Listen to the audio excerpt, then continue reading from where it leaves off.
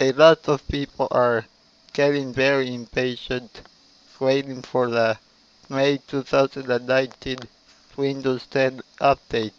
I am one of those persons, but we have to keep in mind that they are doing this to be a very good update.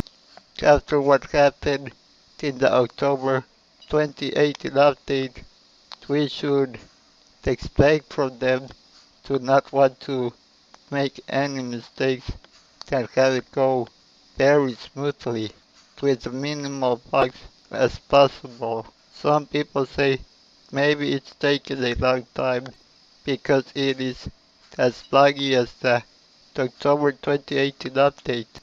But then again, that is not the case.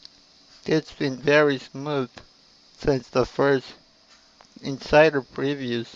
It's just in a very long testing phase because they want to make sure everything will go smooth. Some people say, well, maybe it's going to be until June, but it all points out it's going to be in the last weeks of May. It does not have a lot of new features, but we should have a better performance. This was Mr. TikTok. Until next